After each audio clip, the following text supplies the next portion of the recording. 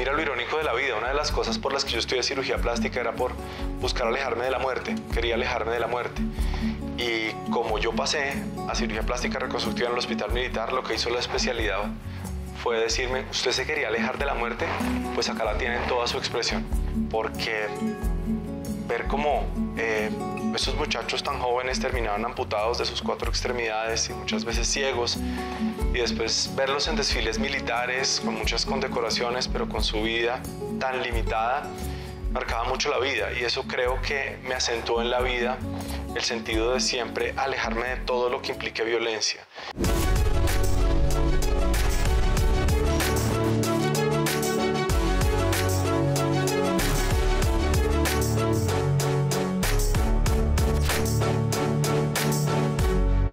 Bienvenidos a Mesa Capital. Esto es la mesa en la calle. ¿Qué tienen en común la medicina, la filosofía, la cirugía plástica, el medio ambiente? Pues lo vamos a conocer de la mano del activista, el doctor Camilo Prieto, quien se ha ganado un importante espacio en todas estas áreas. Los invitamos.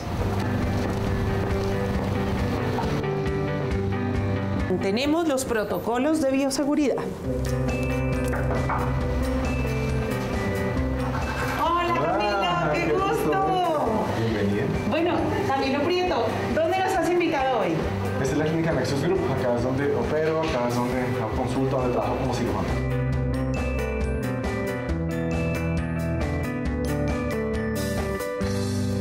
Muy bien, aquí vamos a conocer esa parte de su historia, el médico y al cirujano.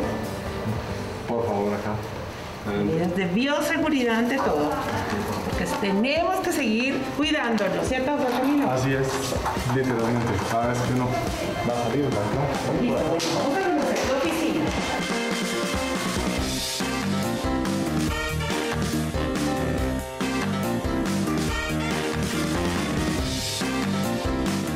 Bueno, doctor Prieto, ¿por qué medicina? Bueno, desde que estaba muy pequeño había algo que me llamaba la atención, y es cómo los animales sanaban. De hecho, mi primera inclinación fue más bien como la veterinaria, porque cuando veía en la finca de mis papás, cuando le hacían curaciones a los animales, me llamaba mucho la atención cómo de la enfermedad pasaban a la salud. Esa fue mi primera sensibilidad. Y después lo empecé a experimentar en mi propio cuerpo. Cuando me enfermaba mucho del oído y me daba otitis, y después cómo se me quitaba el dolor, eso me generaba mucha curiosidad. Y así empecé a conectarme con la medicina. ¿Y por qué la cirugía plástica? Bueno, hay algo muy particular, y es que yo siento que esta especialidad permite combinar 2 aspectos. Por un lado, el arte, ¿verdad? Que es muy extraño poderlo encontrar en un quirófano, pero en la cirugía plástica pasa. Y por el otro lado también está un aspecto reconstructivo, que es recuperar una función perdida. Entonces, como esa suma de esas 2 perspectivas siempre me pareció muy atractiva mientras estaba estudiando medicina. Hablemos de ese año rural, ¿cómo marcó tu carrera y cuál fue esa experiencia? Porque pues entiendo que te tocó afrontar situaciones difíciles en estas zonas de conflicto. Sí, específicamente yo en el rural estuve en Tocaima, que era un municipio de zona roja, y allá yo iba a hacer brigadas de salud en un municipio que se llama Pubenza, y el consultorio, Sandra, quedaba muy cerca, o sea, literalmente a orillas del río Bogotá, y cuando yo miraba a través de la ventana siempre veía a niños jugando y saltando y metiéndose al río, jugando con estas espumas tóxicas que produce el río. Y siempre me preguntaba cómo hacer para que los niños dejen de jugar con espuma. Y claro, después los veía en consulta con una cantidad de patologías dermatológicas, hematológicas, es decir, en la sangre también, de difícil tratamiento, y de hecho cosas que yo nunca había visto en mi vida. Y ahí empecé a sentir un impulso fuerte que me hizo entender que la medicina debía ir mucho más allá de los consultorios, mucho más allá de las paredes de las clínicas. Pero bueno, eso es una parte que quiero explorar más adelante, porque me interesa un poco enfocarnos en esa situación de zona de conflicto, porque entiendo que una de las cosas difíciles que tuviste que enfrentar es atender guerrilleros, paramilitares, y tuviste una experiencia muy dura donde tuviste que salvar una persona que violaba niñas de 15 años. Sí, esta tal vez ha sido una de las experiencias más duras de mi vida.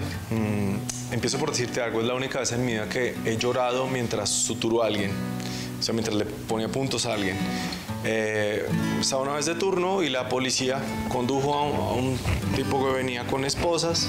Entonces todo el mundo decía, llegó el famoso monstruo, y yo no sabía quién era el monstruo. Entonces cuando empiezan a relatar que este tipo había violado incontables número de niñas que a los 15 años, unos días después, se las buscaba, las abusaba. Esta vez uno de los padres de la niña lo sorprendió y le dio con un hacha en la espalda. Entonces tenía una fractura abierta del omoplato, de la escápula, y me lo llevaron a urgencias. Y yo lo tuve que suturar. Y era una conflictividad muy fuerte, que es la primera vez en la vida que lo sentía, de entender que tenía que ayudar a sanar a un sujeto que le había hecho mucho daño a muchas familias y le había destruido la vida a muchas niñas. Esa fue la experiencia más fuerte. Además, imagínate que cuando yo estaba en el rural, se desmontó la zona de despeje del Caguán. Entonces, cuando estaba en el rural y después llegó al hospital militar, fue el pleno apogeo del trauma bélico en Colombia, es decir, heridas por minas antipersonas, por soldados heridos en combate y también por una razón muy particular, que eran los intentos de suicidio. O sea, tú te tuviste que enfrentar a muchas situaciones emocionalmente muy fuertes cuando eras aún muy joven, estabas en esa experiencia de hacerte especialista en cirugía plástica. ¿Qué fue ese momento más difícil de esa experiencia? La primera vez que vi morir un soldado, que hicimos todos los esfuerzos posibles, después vi morir muchos, hay que aclararlo, muchos. Pero la primera vez en la que vi que estaban todos los esfuerzos para tratar de salvarlo, recuerdo que después me encerré en un baño, estaba muy triste, me encerré a llorar, porque no entendía qué pasaba. Y además que desde que estaba estudiando medicina, pues algunos profesores le decían a uno que uno no debía dejarse sensibilizar tanto, otros decían que sí, ¿no? Entonces estaban como esas dos tendencias a que uno debería generar esos vínculos emocionales. Y lo que procuré toda mi vida fue no desarrollar una coraza de insensibilidad frente al dolor ajeno. Entonces sí, realmente eso me impactaba mucho.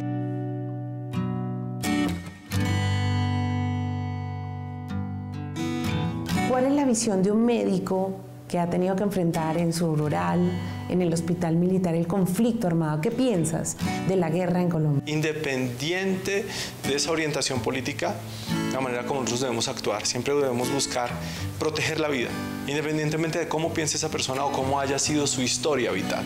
Por ejemplo, cuando he tenido la oportunidad de ir a misión humanitaria a cárceles en el país, muchas veces siento que las personas privadas de la libertad, hombres y mujeres, empiezan uno a decirle, mire, lo que me pasó a mí, yo soy inocente por tal cosa, o empiezan a uno a contarle qué fue lo que pasó y que ya están arrepentidos. Y yo siempre les digo, mire, tranquilo, su pasado para nosotros no es importante, no se preocupe. Para nosotros es importante usted como persona, lo que tiene ahora y lo que va a poder ser más adelante.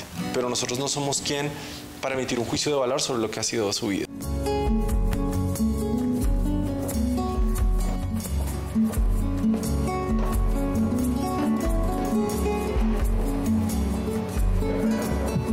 Nos hemos trasladado a otra área de la clínica donde permanece gran parte del tiempo el doctor Prieto. Mantenemos aquí, en estas áreas, las medidas de bioseguridad. Y eso me invita, doctor Prieto, a preguntarle, ¿cómo estamos en pandemia? ¿Cómo vivió usted este proceso de pandemia? Bueno, para nosotros fue una experiencia fuerte, también bastante formativa. Por un lado fuerte porque como hubo tanto tiempo de cierre y nosotros no podíamos operar y la clínica fundamentalmente recibió sus ingresos de cirugía, dijimos, bueno, pero ¿cómo teniendo una clínica vamos a cerrar y nos vamos a dedicar a ver televisión y a quedarnos en la casa en cuarentena? Dijimos, no. Y pedimos una habilitación para poder hacer consulta virtual voluntaria, porque hicimos una orientación telefónica gratuita a más de 1.700 personas, dando información sobre COVID. Esto fue arrancando la pandemia. Y posteriormente la clínica la convertimos en un centro de recepción de ayuda humanitaria, de equipos médicos, de equipos para UCI, de equipos para hospitalización, de equipos de protección personal. Entonces todos estos espacios que estás viendo ahorita eran llenos de cajas, llenos.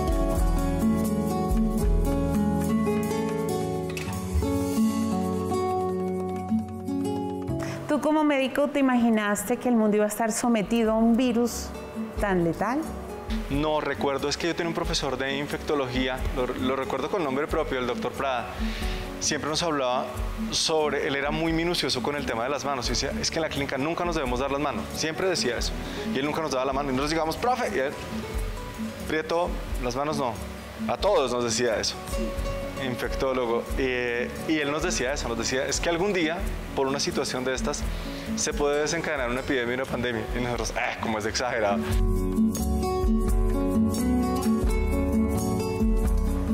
¿Hacia dónde vamos en esta pandemia? Y digamos, esto es una alerta que podemos estar en un futuro sometidos a este tipo de virus o más letal. Bueno, hay dos asuntos. Lo primero es que esta pandemia por COVID cada vez va tendiendo a estar mucho más controlada.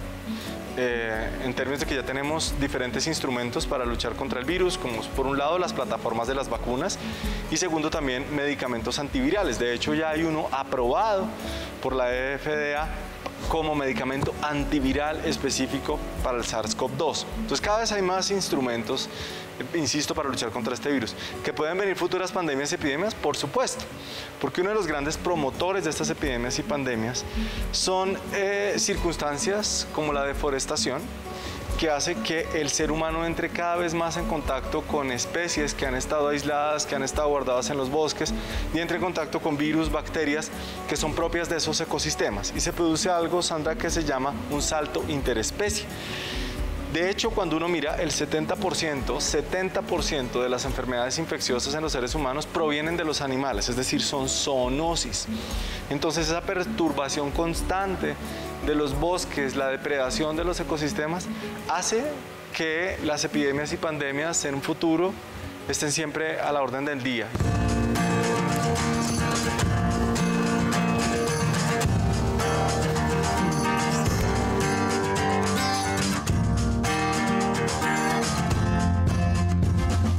Camilo, hablemos un poco de tu niñez. ¿Qué te marcó en tu niñez?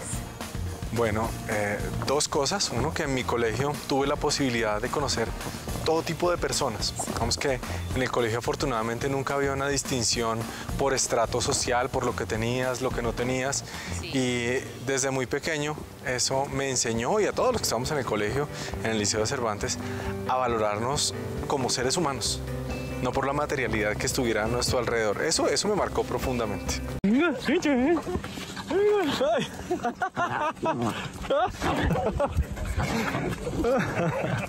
¿Qué otra cosa te marcó en tu niñez? Bueno, mira que aunque siempre me ha gustado hacer ejercicio, nunca fui muy hábil con los deportes. Entonces, curiosamente, yo no hacía parte de la selección de básquet ni de fútbol, sino hacía parte de la selección de física. No, de hecho, en el colegio alcancé a ser parte de la selección colombiana de física.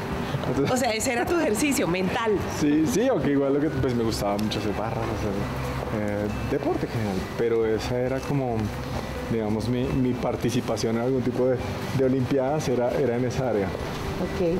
¿Eres el mayor de dos hermanos? Sí. ¿Cómo marcaron también tu vida tu padre y tu madre? Tengo entendido que también influyeron mucho en esas habilidades intelectuales tuyas, ¿no? Sí, muchísimo. Yo creo que había algo muy particular, por ejemplo, con mi mamá. Los dos son químicos, ellos son químicos y son politólogos, sí. Entonces mi mamá siempre quería llevarme un paso más adelante en sí. Química, en física y en biología. Ajá.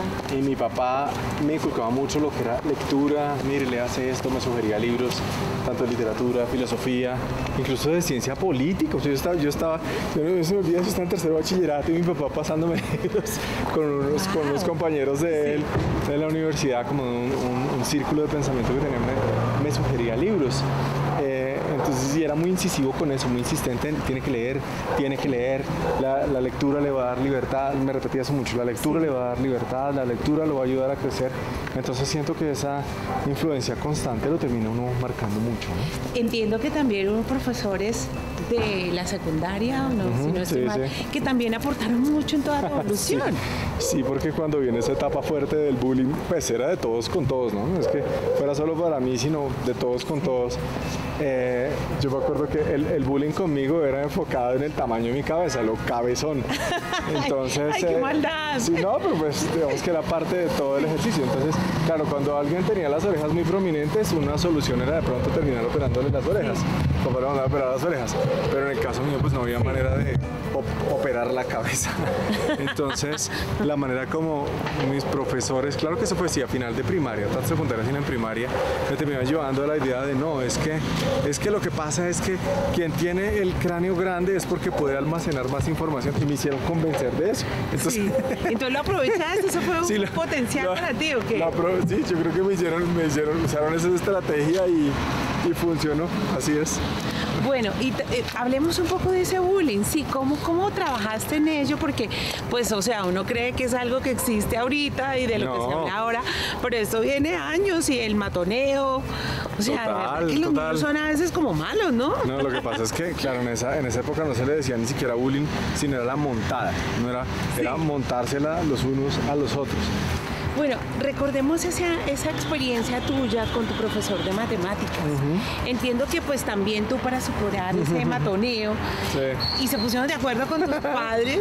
¿Qué fue lo que pasó ahí? Sí, no, yo no sabía el tema, pero entonces después de que un profesor de matemáticas me dijo, no, es que a usted la cabeza le sirve para almacenar información. Sí. Se puso de acuerdo con mis papás y él hizo lo siguiente, yo no creía que tuviera ninguna habilidad especial.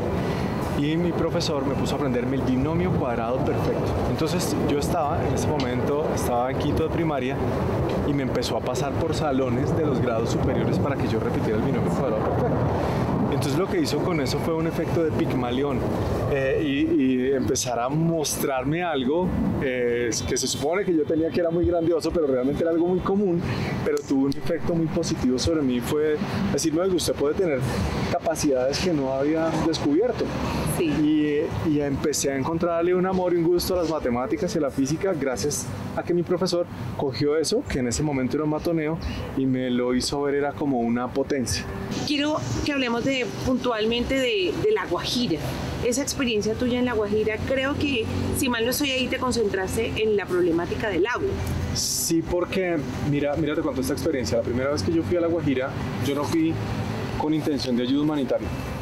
Yo fui como turista, fui en modo turista. Sí. Entonces me senté en la playa de Cabo de la Vela, recuerdo mucho esta imagen. Estoy sentado frente a la playa.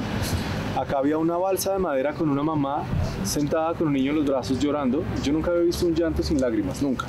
Ese día conocí el llanto sin lágrimas. Estaban llorando los dos y detrás mío venía pasando un rally de motos. Entonces era el contraste entre el dolor, entre el llanto sin lágrimas y la opulencia de poder desarrollar un rally de motos en el Cabo de la Vela. Y todo un despliegue de caravana, de carros, motos, bueno, en fin. Y me sentí en la mitad. Sí. Y me sentí inútil. Y me sentí un espectador indiferente. Y a partir de ese punto empezamos a desarrollar campañas para buscar energizar algunas comunidades, por ejemplo fotovoltaica, también llevando brigadas de salud. Cuando hablamos de energizar, se están hablando de poner luz. Exactamente, llevar luz a esas comunidades para dignificar su vida. ¿Qué lograste? Entiendo que también lograste un colegio, montar un colegio con baños, que eso en La Guajira, sobre todo en esas zonas de los indígenas guayú, es muy difícil de encontrar. Mira, ya padrinamos un colegio en la comunidad de Cuiza. Sí. Allá estudian más de 380 niños. Y me llamó la atención un día que estaba sentado con unas niñas y les empecé a preguntar, ¿qué es un chivo? Entonces me decían, ¿qué es un chivo? Sí. ¿Qué son las nubes? Las nubes, me despiden. Y cuando les pregunté, ¿qué es el monte? Las niñas me respondieron, es donde hacemos carne.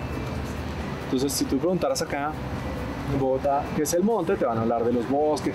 No, para ellos es su escenario de ir a tener deposiciones, de ir a manejar su ciclo menstrual con un alto grado de vulnerabilidad. Eso me puso mucho a pensar. Dije, la ausencia de baños no es solo un asunto de salud pública, sino también de vulneración de la dignidad de todas estas niñas. Entonces me cuentan esta anécdota, que cada vez que una niña tiene que salir en clase al monte, porque no es al baño, es salir al monte, tienen que acompañar a otras dos niñas, porque les da miedo. Les da miedo la violencia sexual, les da miedo la agresión física, les da miedo los animales. Entonces, ahí uno entiende que para lo que nosotros es tan corriente, como es el baño, para ellos es un espacio que no existe. Camilo, hablemos ahora de seguridad alimentaria. Sí. ¿Cómo es esa seguridad alimentaria? ¿De qué tiene que ver con toda tu causa? Bueno, hay dos conceptos, voy a empezar por responder esto, hay dos conceptos que se confunden con frecuencia, es seguridad alimentaria con soberanía alimentaria. Seguridad alimentaria es tener los suficientes alimentos para no morir de hambre y para no tener un desbalance energético. Soberanía alimentaria es que cada nación, cada pueblo pueda producir sus propios alimentos.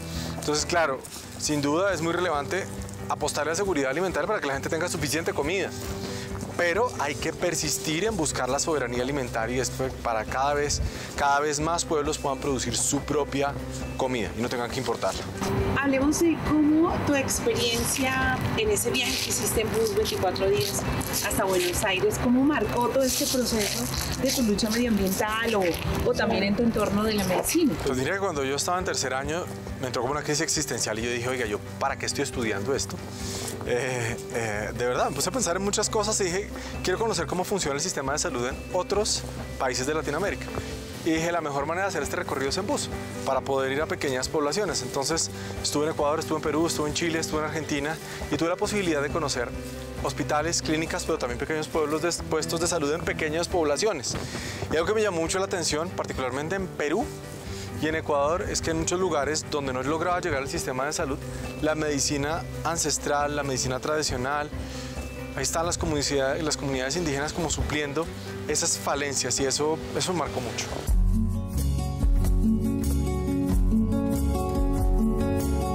Nosotros al comienzo del programa hablamos de cómo mezclar la medicina con la cirugía plástica, con la filosofía y con el medio ambiente. ¿Qué puedes responder de todo eso que te has preparado a lo que has sido hoy? ¿Cómo has podido integrar todas esas especialidades? Bueno, yo creo que cuando uno empieza a dimensionar la potencia que tienen nuestras acciones, es decir, la potencia de la agencia humana, uno se da cuenta que cuando uno modifica su vida y cuando uno genera ejercicios de autocontención, es decir, como abstenerse de tomar ciertas decisiones o de consumir ciertos productos, uno podría pensar que esa es una acción aislada que es inútil, pero no es así, porque la principal utilidad que tiene es como un ejercicio gimnástico, espiritual, de decir, esto no lo voy a hacer, y uno se va como fortaleciendo, y yo creo que tomar esas decisiones puede ir inspirando a otras personas.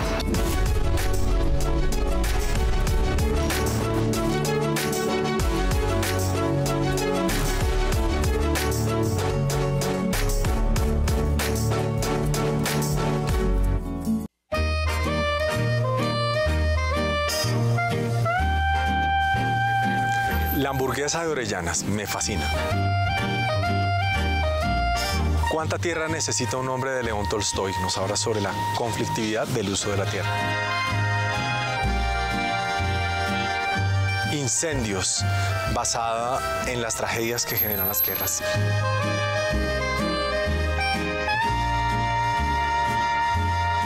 Que hay que persistir en mejorar el diálogo con ellos para ojalá mostrarles otra cara de la realidad.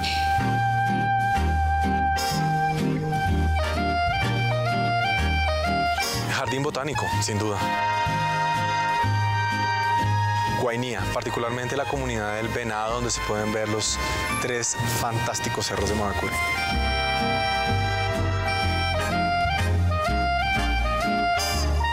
La muerte es un concepto límite que termina definiendo nuestra vida.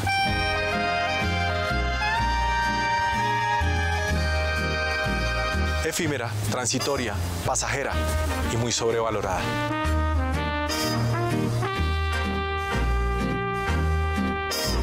La muerte es un nuevo comienzo para la vida, de diferentes formas.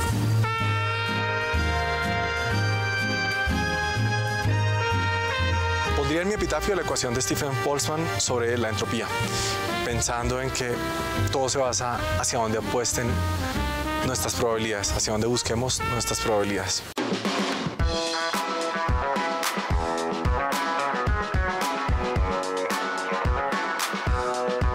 Bueno, esto ha sido la vida de Camilo Prieto, el activista, el filósofo, el médico y el que ha logrado integrar todas estas especialidades en ese fin común de cambiar un poco o aportar ese granito de arena al cambio de nuestra sociedad y a manejar un poco mejor el planeta.